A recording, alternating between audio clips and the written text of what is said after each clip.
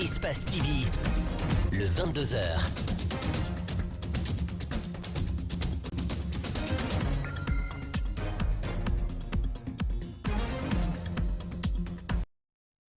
Très heureux, mesdames et messieurs, de vous retrouver sur Espace TV. Merci de votre fidélité à cette télévision. Les titres du journal, c'est tout de suite. Le forum des anciens chefs d'État posait sa valise à Conakry. Il s'agit des anciens présidents africains, notamment ceux du Nigeria et du Bénin, qui sont en Guinée depuis samedi, doivent s'imprégner de l'état d'avancement du processus électoral.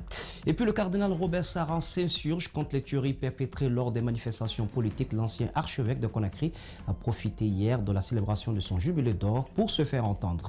La criminalité est en hausse dans la zone de Dondoli-Kouré. C'est dans Dubreka, une femme en grossesse avancée a été malmenée ainsi que son mari par des hommes armés qui ont tout emporté.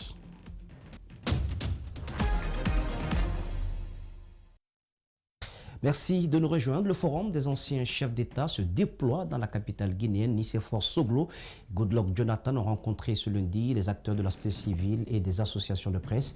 Ils sont officiellement venus s'enquérir de l'évolution du processus électoral devant aboutir aux législatives. Et la question de la modification constitutionnelle est aussi au menu de cette visite. Le compte-rendu de cette visite est signé par Mohamed Damaro Camara, Ibrahima Sori 5 Soma. 9h, dans une salle derrière ses verres, Nicéphore Soglo et Goodluck Jonathan entretiennent leurs invités. Des acteurs de la société civile et des responsables des associations de presse pour cette première étape. Les échanges se tiennent dans la plus grande discrétion. Ce n'est pas ouvert à la presse, nous a-t-on précisé. Il faut attendre plus d'une heure, le temps d'une pause, pour pouvoir interroger la délégation. Du doyen des anciens chefs d'État africains, nous n'obtiendrons qu'un petit pouffement. Pardon. Monsieur le Président, vous pouvez nous dire deux mots? Pardon. Dites deux mots à la presse. Allez-y. Dites deux mots à la presse. Non, s'il vous plaît, maintenant, il dit non. Dans Sakuruma, le président du Conseil national des organisations de la société civile de Guinée prend part à la rencontre qu'il estime opportune. Elle est venue à un moment où les Guinéens ne s'écoutaient plus, où les Guinéens ne se parlaient pas. Chacun a peur de donner son opinion. Nos intelligences sont étouffées par la passion. On a peur de débattre même sur les questions de fond qui exposent et qui compromettent l'avenir du pays. Donc peut-être eux, ils auront la possibilité d'être écoutés à la fois par le chef de l'État, par l'opposition républicaine et par les citoyens guinéens. L'objet de la mission des deux anciens chefs d'État est d'évaluer les préparatifs des législatives prévues le 16 février 2020. Ces rencontres avec l'ensemble des acteurs du processus doivent permettre d'aplanir toutes les divergences. Les médias conviés à prendre part aux entrevues doivent jouer un rôle essentiel en vue d'une transition pacifique. Il était bon qu'ils s'imprègnent un peu de la vision des médias sur les réalités sociopolitiques de ce pays. Donc c'est en cela que l'échange a porté. Donc cela a permis de se faire une opinion et de se faire une idée de ce qui se passe dans le pays. Et ils ont bon espoir qu'ils vont mener à bien les négociations afin que le pays s'en sorte. Nicéphore Soglo et Goodluck Jonathan mettent à contribution leur expertise pour la tenue d'élections libres, transparentes et apaisées en Guinée. Ils rencontreront dans le cadre de leur mission tous les acteurs et institutions impliqués dans le processus électoral. Une visite rendue possible grâce aux bons offices du NDI. L'imam Ratib, après donc son intervention sur la situation sociopolitique en Guinée, c'est le tour du cardinal Robert Sarran, préfet de la congrégation pour le culte divin et la discipline des sacrements au niveau de l'église catholique, d'élever le ton. Il s'insurge contre les tueries perpétrées lors des manifestations politiques. L'ancien archevêque de Conakry a profité hier de la célébration de son jubilé d'or pour se faire entendre. Suivez, il est au micro de Philomène Bangoura. Si les chefs d'État et les gouvernements légitimement choisis étaient persuadés qu'ils commandent bien moins en leur propre nom qu'au nom et à la place de Dieu, il est évident qu'ils useraient de leur autorité avec toute la vertu et la sagesse possible en vue de l'épanouissement du bien commun de la société. Dans l'élaboration et l'application des lois, quelle attention ne donnerait-il pas au bien commun et à la dignité humaine de leurs subordonnés? Le sang a trop longtemps coulé en Guinée Le sang a trop abondamment coulé en Guinée et profané notre patrie. Maintenant, cela suffit. Je demande humblement au gouvernement, au peuple de Guinée et aux responsables politiques d'arrêter d'offenser Dieu par le sang humain versé inutilement, car le sang humain est sacré, et tuer, c'est s'attaquer frontalement à Dieu, le maître de la vie. Le plus grand trésor d'un pays, ce ne sont pas essentiellement les richesses matérielles et ses succès économiques, mais la paix, la concorde, la stabilité d'une nation. Travaillons à maintenir la paix, la stabilité.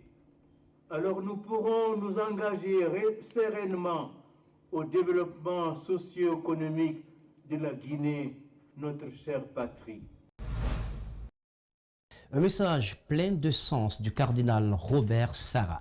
Le ministre de l'Éducation nationale et de l'alphabétisation était devant la presse ce lundi. Maurice Sangaré en a profité pour dérouler les réformes entreprises par son département ces 12 derniers mois. Une communication qui intervient dans le cadre des conférences de presse hebdomadaires des ministres instaurées par le président Alpha Condé. Ominato Sidibé, Ibrahima Sori Kamara. À l'entame, le ministre Maurice Sangaré est revenu sur plusieurs difficultés auxquelles le département était confronté avant son arrivée. De 2018 à ce jour, plusieurs écoles privées ont été rachetées à travers le département en charge de l'éducation nationale pour les mettre à la disposition des populations des quartiers qui, jusque-là, manquaient d'infrastructures scolaires publiques à Conakry. Il s'agit entre autres des quartiers Anta dans la commune de Matoto, Sonfonia et Kobaya dans la commune de Ratoma. Nous avons pris des dispositions pour les rénover et retourner les élèves qui étaient avant. Nous avons initié, par rapport à ceux qui nous louaient les bâtiments, d'accepter de nous les vendre, de nous les rétrocéder. Le ministre de l'Éducation nationale a aussi organisé les journées d'animation pédagogique dans les 5 communes de Conakry. Une des mesures correctives du faible taux de réussite aux examens nationaux ces 2 dernières années et aussi des insuffisances relevées au niveau des enseignants de notre pays. La semaine passée, vous êtes des journalistes, vous avez dû suivre le redémarrage des journées d'animation pédagogique. En plus, je viens avec mes adjoints de démarcher depuis octobre 2019 l'introduction de l'anglais. Maurice Sangaré a aussi parlé du renforcement des capacités de 22 991 encadreurs et enseignants de l'élémentaire dans plusieurs matières. Nous avons envisagé le renforcement de capacités des 14 000 enseignants recrutés entre 2017 et 2018 qui, pour la plupart, n'ont jamais eu une formation pédagogique. Le passage de ce lundi du ministre de l'Éducation marque la 21e conférence initiée par le gouvernement à travers le président de la... 600 milliards de francs guinéens, c'est à peu près le volume des pots de vin payés chaque année en Guinée. Ce montant a été dévoilé à l'occasion de la célébration ce lundi 9 décembre de la Journée internationale de lutte contre la corruption. Le ministère en charge des investissements et des partenariats publics-privés a déploré cet état de fait auquel s'ajoutent des opérateurs économiques qui déclarent payer 500 milliards de francs par an en paiement non officiel. Alseni Bari, El Haj Aliouba pour plus d'explications. 9 décembre, Journée internationale anticorruption. La Guinée perd plus de 600 milliards de francs guinéens par an dans des pots de vin. Des opérateurs économiques déboursent plus de 500 milliards de francs guinéens dans des paiements non officiels, selon un rapport de 2011 et 2017 de l'Agence nationale de lutte contre la corruption. La corruption sape l'économie nationale, ça déstructure nos sociétés et ça fait en sorte que la pauvreté s'aggrave. Parce que lorsque, évidemment, ça c'est dû au fait qu'il y a une certaine impunité, des cas avérés de corruption qui sont souvent détectés soit au niveau de l'agence, soit au niveau du ministère de la Justice, soit au niveau de certaines structures. Pourtant, la loi 041 portant prévention, détection et répression de la corruption existe. À cela s'ajoute l'Agence nationale de lutte contre la corruption, la CENTIF et la Cour des comptes. Il existe l'ARMP, qui a une agence nationale de lutte contre la corruption, qui a une loi en Guinée contre la corruption, et que les faits de corruption sont imprescriptibles. C'est-à-dire que dans 15 ans ou dans 20 ans, on peut vous poursuivre pour des faits de corruption qui se sont passés aujourd'hui. Et par ailleurs, c'est aussi important parce qu'il faut changer la perception par rapport à la corruption ici, d'un changement de mentalité. Et ça va nous aider pour des programmes comme par exemple le MCC des États-Unis, qui en fait une conditionnalité. Et pour d'autres, des investisseurs aussi qui s'intéressent à la Guinée. Au-delà de ces lois, d'autres stratégies peuvent être mises en place, préconise le représentant du PNUD. Après avoir guidé par le leadership, après avoir éduqué, sensibilisé, après avoir promu la prévention, il faut faire la répression. Parce qu'aucun acte ne peut rester impuni. Donc c'est en renforçant le cadre juridique, les organes de justice, que l'on peut arriver à avoir une lutte efficace contre la corruption avec des organes et une population responsable. Malgré la volonté exprimée par le gouvernement pour lutter contre la corruption, l'Agence nationale de lutte contre la corruption manque de moyens suffisants pour mener à bien ses missions. La Déclaration universelle des droits de l'homme a 71 ans cette année. La cérémonie commémorative s'est déroulée ce lundi à Conakry. Cette année, l'événement est exclusivement dédié aux jeunes sous le thème « Jeunes, défendez les droits de l'homme ». Mamadou Kalisso, Ibrahima Soma nous signe ce compte rendu. La cérémonie a démarré par la prestation d'un groupe de slameurs sur la liberté et les droits de l'homme. Je suis né du fruit de l'amour vécu, conçu au plus profond des entrailles humaines jamais su. Pour les hommes, je suis aimé. Pour d'autres, au contraire, je suis une erreur de sentiment. Le représentant de la haute commissaire des Nations Unies aux droits de l'homme en Guinée a souligné les multiples défis à relever, notamment le réchauffement climatique, le droit à la vie, à la santé, à l'éducation. De façon particulière, les jeunes Guinéens ont des attentes. Ils veulent avoir accès à une éducation et à une formation de qualité. Ils aspirent à des emplois décents, en particulier dans les secteurs porteurs comme le secteur minier. Comme partout ailleurs, les jeunes de la Guinée ont besoin de justice et que nous leur donnions, nous, moins jeunes, l'exemple du respect de l'état de droit et de la lutte contre l'impunité. Ce 71e anniversaire coïncide avec quelques progrès réalisés dans le cadre de la promotion des droits de l'homme, entre autres l'adoption des codes civils et de l'enfant révisés conformément aux normes internationales, la nomination des juges d'application des peines pour mettre fin aux détentions préventives prolongées. En dépit de ces progrès, des manquements existent. Le faible engagement des autorités gouvernementales à mener des enquêtes pour faire la lumière sur les violences qui ont caractérisé les dernières manifestations que la Guinée a connues. Le retard accusé dans l'organisation du procès portant sur le dossier du 28 septembre 2009, alors que l'instruction est close depuis 2017. Une situation carcérale caractérisée par un surpeuplement de nos prisons. Le Premier ministre a promis de faire en sorte que les crimes commis lors des manifestations politiques soient élucidés et la tenue en 2020 du procès sur les massacres du 28 septembre 2009. Nous sommes conscients que le travail ardu pour les droits de l'homme ne peut être gagné que s'il s'inscrit dans la durée, dans un cadre plus large de transformation politique et économique de la société. 32 000 tonnes de céréales, c'est l'état actuel de la réserve régionale de sécurité alimentaire de l'espace CEDEAO. Cette réserve est mise en place pour assister les pays membres, souvent en situation alimentaire difficile.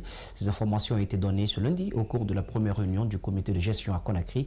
Elle s'inscrit dans le cadre de l'examen de la politique agricole de la CEDEAO en cours depuis le 2 décembre en Guinée. Mamadou Sadio Baldé, Lamine Silla. Dans son offensive contre la faim dans l'espace CEDEAO, l'organisation sous-régionale contribue d'abord au développement du secteur agricole. Elle dispose aussi d'une réserve régionale de sécurité alimentaire pour assister en cas de besoin l'un des pays membres. À travers la mise en œuvre de la réserve régionale, aujourd'hui, nous disposons d'un stock physique de 32 000 tonnes de céréales. Les calamités et catastrophes sont imprévisibles, mais elles arrivent toujours et occasionnent des situations alimentaires difficiles. Les pays qui en subissent sont prioritaires dans le dispatching de la réserve, poursuit Sékou Sangaré. Au Niger, au Burkina Faso, pour un volume total de 11 000 tonnes de céréales en 2018. Et en 2019, des interventions ont été réalisées encore au Nigeria et au Mali pour un volume de près de 8 000 tonnes. Le développement de la réserve régionale de sécurité alimentaire est important. Il pourrait contribuer à l'autonomisation des pays de la région sur le plan alimentaire. Les ministres plaident pour sa pérennisation. Mais nous devons garder à l'esprit que cette réserve régionale est un instrument communautaire qui nous permettra d'atténuer et de gérer les conséquences de ces crises. C'est aussi cet instrument qui nous permettra progressivement de réduire notre dépendance vis-à-vis de l'assistance internationale sollicitée de toutes parts à raison des situations de chaos qui se multiplient. Vous les comprenez, votre responsabilité en qualité de membre du comité de gestion est immense. La réunion du comité de gestion sera consacrée à l'examen de l'état d'avancement, de la mise en œuvre de la réserve, des défis et enjeux pour sa pérennisation ainsi qu'à l'examen des perspectives financières 2019-2020. Sur un tout autre plan, les habitants de Kouria, dans la préfecture de Koya, sont dans l'angoisse. Établis sur un domaine de plus de 300 hectares, ils sont sommés de quitter les lieux. Les concernés ne l'entendent pas de cette oreille et clament leurs droits en exhibant des documents dûment légalisés. L'espace, il faut le rappeler, avait été récupéré par l'État pour la délocalisation des différents parcs automobiles de la capitale. De retour de Koya, voici le reportage signé par Djibril Ba et Amara Alexila. Kouria, une bourgade à perte de vue et au relief accidenté. Depuis plus d'une décennie, des habitations se dressent dans ce lieu situé dans la préfecture de Koya, ce dans la grande joie des occupants. Toutefois, les autorités ont récemment affaibli cette volonté d'y rester.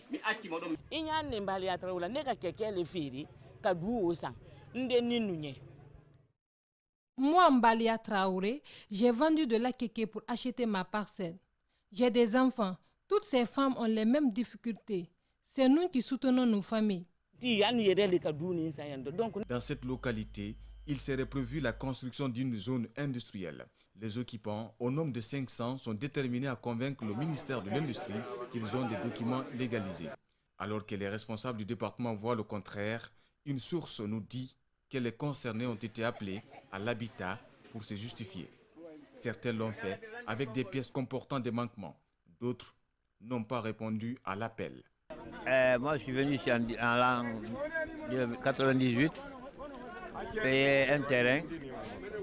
J'ai fait face au dépendreur, à la direction urbanisme de l'habitat de Koya. Ils ont envoyé des agents qui ont délimité tout, avec tous les dossiers à l'appui de 10 ans. Ils ont fait des études de faisabilité de mon domaine, parce que je veux travailler là-dessus. J'étais en temps chez moi et j'ai quitté, je suis venu ici pour pouvoir travailler. Alors, le département de préfecture de Koya, ils ont envoyé des agents pour faire l'élevé topographique, le néolage, piquetage, on m'a facturé tout, j'ai payé. Et j'ai demandé un document de la préfecture et ils me l'ont donné. Le bras de fer entre l'État et les habitants de Kouria a abouti à 3 procès. Des procès qui ont toujours donné raison aux propriétaires selon leurs avocats. Nous avons appris que l'État avait pris 100 hectares pour aménager le parc des véhicules. Là où les véhicules d'occasion et les véhicules neufs doivent être exposés pour la vente. Ce sont ces 100 hectares qui ont été aménagés. Vous avez vu des maisons qui ont été construites, des panneaux solaires qui ont été implantés un peu partout, des lampadaires. Donc c'est cette zone-là qui appartient à l'État. Le reste, c'était une zone agricole qui est devenue une zone à usage d'habitation. Pour l'heure, l'on ne sait où mènera ce désaccord entre l'État et les habitants de Kouria. Cri de cœur donc des populations de Kouria. Insécurité, une nouvelle scène a coupé le souffle. Elle se passe à Dubrika. Tenez, une femme enceinte de 7 mois, malmenée par des bandits lourdement armés. Au cours de ce braquage qui a duré plusieurs minutes, les assaillants, au nombre de 15, ont blessé à coups de machette donc le mari de la femme du nom de Mariam Silla, et ils ont aussi menacé de le brûler vif. Notre équipe de reportage s'est rendue à Dondoli-Kouré, c'est dans Dubreka, une zone qui enregistre un taux élevé de criminalité. Alseni Bari, Ibrahima Kamara. Elle a du mal à marcher et à peine elle s'exprime.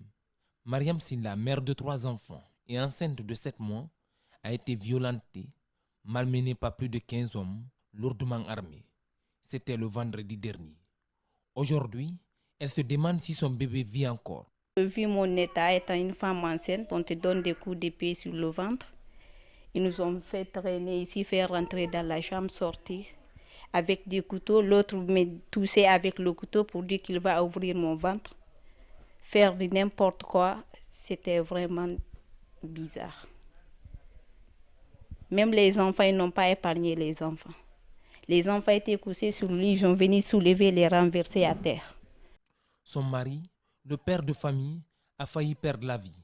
Il a reçu un coup de machette en pleine tête, avec de la peinture, pour être brûlé vif. Malgré ces barbelés dans cette concession de Dondoli-Kouré dans Dubreka, les assaillants ont défoncé la porte de la cour, avant de s'attaquer à celle du salon. Ils ont bâillonné les femmes et emporté tout ce qui peut l'être. Les bandits m'ont blessé à la tête. Ils ont volé un ordinateur, plus de 7 téléphones, des télévisions, une somme dont je ne peux pas estimer. Tous les habits qui étaient dedans aussi ont été emportés. La même nuit, les malfrats ont rendu visite à plus de 6 familles, emportant biens matériels et autres. Dans ce quartier de Dondoli-Kouré dans Dubreka, aucune infrastructure de base. Pas de route, pas d'école, pas de marché, ni centre de santé. Les services de sécurité sont absents. Il y a beaucoup d'attaques dans le quartier là. Il y a eu des tueries dans le quartier là. Nous, on a assisté ici. Ils ont assassiné un petit en haut là-bas, la taxi motard. Le jour là, même le maire de Dubreka est venu ici.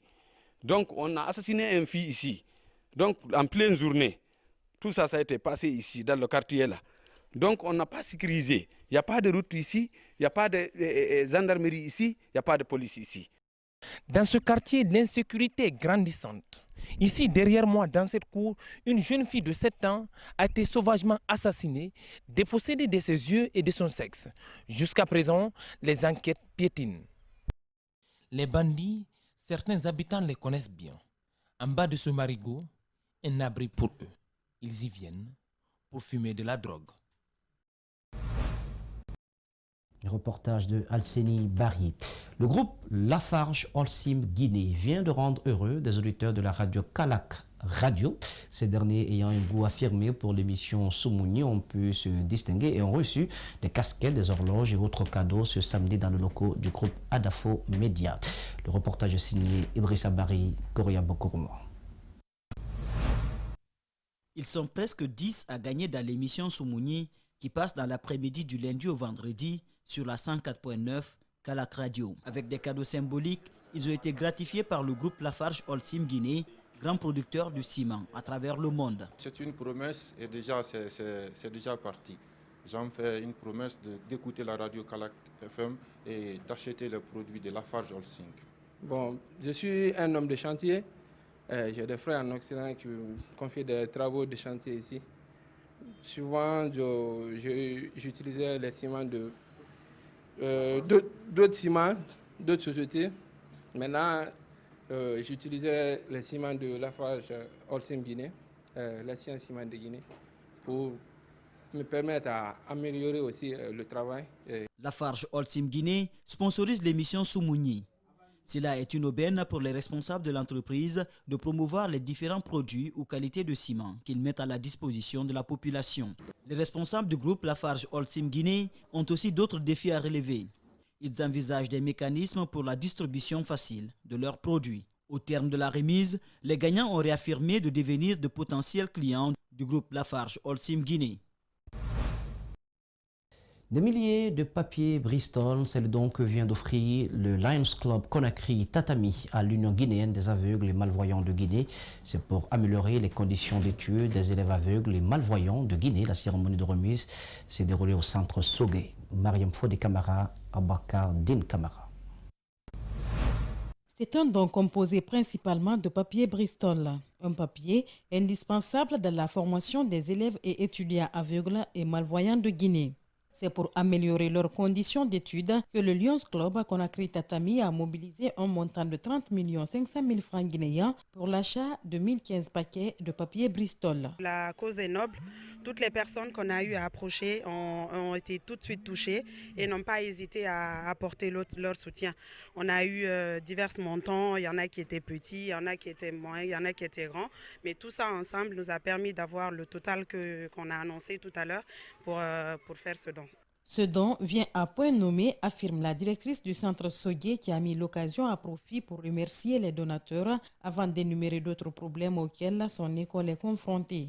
Je suis très contente et ce n'est pas aussi une surprise pour moi parce que chaque année Lions Club envoie des papiers Bristol pour l'école, pour le centre Sogué des aveugles malvoyants. Quel que soit le moment, si c'est un bien n'est jamais tardif. Une bonne œuvre n'est jamais tardive. Donc vraiment, nous l'accueillons de tous nos cœurs et nous sommes très contents de ce qu'ils ont fait pour nous. Ces élèves aveugles et malvoyants sont confrontés à plusieurs problèmes comme le manque de cantine et de bus. Le président du Lions Club Conakry Tatami promet de mobiliser davantage d'ici à l'année prochaine pour faire face à ces difficultés. Non, on continue à se battre et en espérant que l'année prochaine encore, on aura plus que ça. Et comme vous l'avez vu dans l'intervention de Madame la directrice, il y a d'autres besoins dont l'école a besoin. Le problème de bus qui est un peu petit, des tablettes tactiles et autres. On espère que dans les années à venir, on aura plus de moyens pour les venir en aide. Lions Club Conakry Tatami offre chaque année depuis sa création en 2015 des papiers Bristol pour donner le sourire à cette autre couche vulnérable. Il y avait de la joie dans les locaux de la Lonagui. Ce lundi, le gagnant du jackpot Super 6 a reçu son chèque de 109 825 000 francs guinéens, un gros montant PMU Guinée à travers la Lonagui, qui a aussi profité de l'occasion pour présenter des nouveaux produits qui offrent plus de chances aux parieurs. Mamadou Saliouba, Alcini Camara signe ce peu de reportage. Pour Monsieur X, c'est le grand jour. Le jackpot aussi. La Lonagui lui remet le prix de la persévérance, 109 825 500 francs guinéens, pour avoir misé seulement 4 000 francs guinéens. Je suis un fonctionnaire à la retraite. Je n'avais jamais perçu ce montant pareil. Et ce montant me permettra vraiment de faire quelque chose pour ma famille. J'encourage tout le monde, tous les parieurs, particulièrement ceux de Mamou, de prendre le courage. Il y a longtemps que j'ai commencé à jouer. C'est cette fois-ci que Dieu m'a donné la chance. Depuis que la Lonagui a repris l'exploitation du PMU Guinée, c'est la première remise du jackpot Super 6, un nouveau produit qui offre 6 possibilités de gains, de quoi encourager les parieurs à miser davantage. La nouvelle direction nous offre de nouvelles chances de nous rattraper. Il n'est pas facile de gagner au jeu, mais quand même, là, je peux certifier que ça nous soulage parce qu'il est difficile d'avoir 5 chevaux à l'arrivée. Mais lorsqu'on n'a pas les 5 chevaux, que nous avons les 4 premiers chevaux, déjà c'est un avantage d'avoir une nouvelle chance de jouer. La Lonagui veut sortir de la monotonie et pour cela, de nouveaux produits sont proposés aux parieurs. Le jackpot Super 6, 6 possibilités de gains, mais aussi le Quintet Plus qui permet désormais aux parieurs qui a les 3 premiers chevaux plus un perdant de garder son ticket et gagner un rapport spécial. Mais à côté, il y a le Nafouli. Le Nafouli vient en appui à Quintet Plus. Le Quintet Plus, les parieurs l'ont maintenant au kiosque tous les jours, de lundi au lundi. Toutes les cagnottes générées en Quintet Plus sont cumulées pour le vendredi. Cette cumulation de cagnottes qu'on appelle Nafouli. La Lonagui demande aux parieurs de toujours s'informer sur le Nafouli. Le montant de ce nouveau produit est remis en jeu tous les vendredis et à ce jour, il est de 301 millions de francs guinéens. La jeunesse du Mandingue a procédé dimanche dernier à la présentation des membres de son nouveau bureau exécutif. La cérémonie s'est déroulée au siège de la coordination Mandingue, ici à Conakry, en présence de plusieurs cartes du pays. Malik Sangana Kamara, Abakadine Kamara nous signe ce compte rendu. Le Manding est une vaste entité qui couvre pratiquement les 4 régions de la Guinée et autres localités de la sous-région. Il est caractérisé par des traits distinctifs. Sur le plan culturel, le Dundumba ou la danse des hommes forts est au cœur de presque tous les rendez-vous de joie.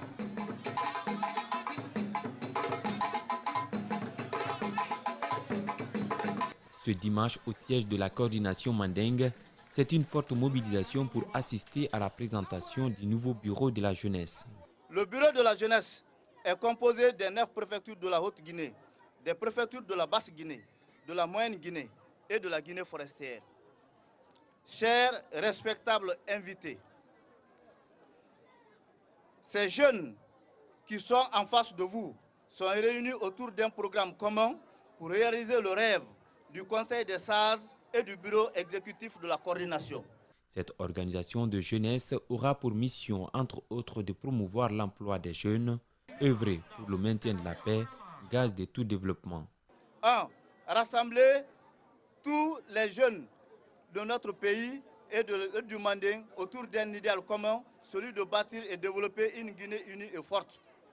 2. Lutter contre le racisme, le régionalisme, la division des jeunes de notre pays. Renforcer l'unité, la concorde, la cohésion entre les jeunes et entre les fils et filles du Manding, en particulier et en général ceux de la Guinée. Se battre corps et âme pour donner un meilleur lendemain aux fils et filles du Manding. Encadrer nos jeunes à la recherche de leur premier emploi. Ces jeunes ont octroyé un satisfecit de reconnaissance au président de la République pour ses efforts fournis pour le maintien de la paix en Guinée.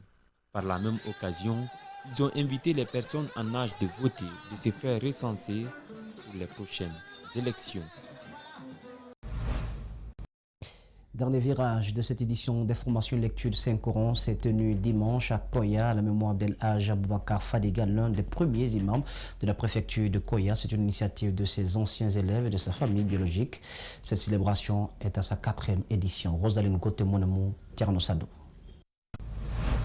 El Hadj Aboubakar Fadiga est décédé en 1994. Il a été le premier imam de la préfecture de Koya et l'un des grands Karamoko. Il a mené beaucoup de combats pour l'implantation de l'islam dans cette localité. Il a amené beaucoup de combats avec beaucoup de difficultés pour répandre l'enseignement islamique, la culture islamique dans d'abord l'arrondissement de Koya. Depuis un moment, ses élèves et sa famille organisent chaque année la lecture du Saint-Coran pour le repos de son âme. Pour le député de Koya, le décès de cet imam a marqué à plus d'un titre les habitants de la préfecture.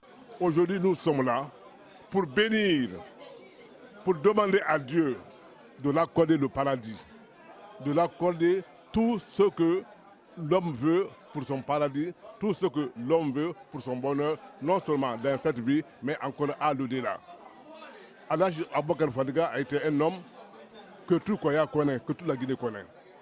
Ce grand érudit de Koya a eu à enseigner beaucoup d'élèves. Ses collaborateurs trouvent qu'il est un modèle pour les imams.